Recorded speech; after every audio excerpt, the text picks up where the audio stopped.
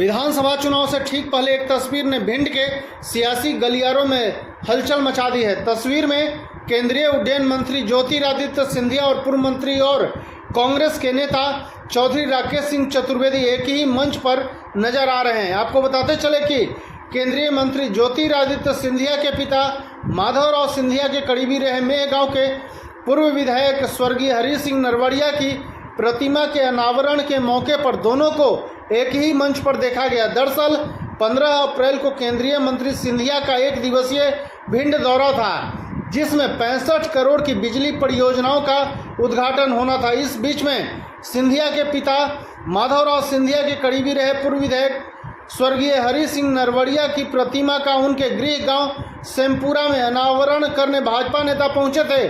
उसी कार्यक्रम में हरि सिंह के बेटे द्वारा पिता के करीबी रहे चौधरी राकेश सिंह चतुर्वेदी को आमंत्रित किया गया था। इसी कार्यक्रम में ज्योतिरादित्य सिंधिया और चौधरी राकेश सिंह चतुर्वेदी ने एक मंच साझा करते हुए हरि सिंह के बेटे को पिता की विरासत को संभालने की बात करते करते ज्योतिरादित्य सिंधिया की तारीफ में कसीदे गढ़ते नजर आए।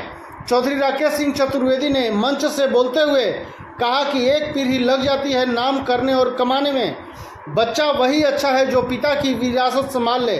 स्वर्गीय माधवराव सिंधिया के सुपुत्र ने देश में क्या नाम किया है हिंदुस्तान में, हमें सीख लेनी चाहिए।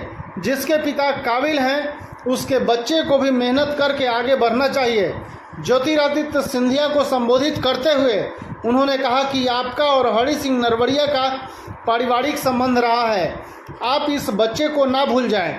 इस बात की सिंधिया से इंतजार और गुजारिश मंच से चौधरी राकेश सिंह चतुर्वेदी ने की। हालांकि जब इस संबंध में चौधरी राकेश सिंह चतुर्वेदी से फ़ोन पर बातचीत करने पर उन्होंने बताया कि 1990 में उनके साथ विधायक रहे हरि सिंह नरवड़िया की प्रतिमा अनावरण का उनके बेटे ने निमंत्रण दिया था, जिसमें वह पहुंचे थे।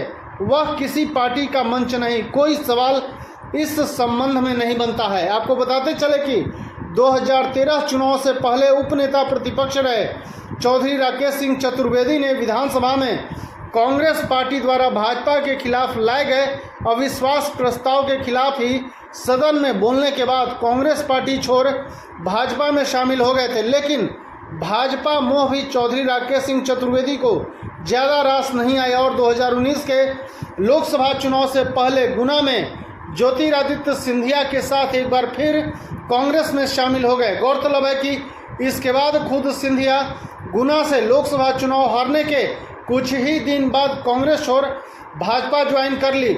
हालांकि चौधरी राकेश सिंह चतुर्वेदी अभी भी कांग्रेस में ही हैं, लेकिन 15 अप्रैल को एक ही मंच पर ज्योतिरादित्य सिंधिया और चौधरी राकेश सिंह चतुर्वेदी का पहुंचना राजनीतिक हलकों में सवाल खड़े कर रहा है। धन्यवाद।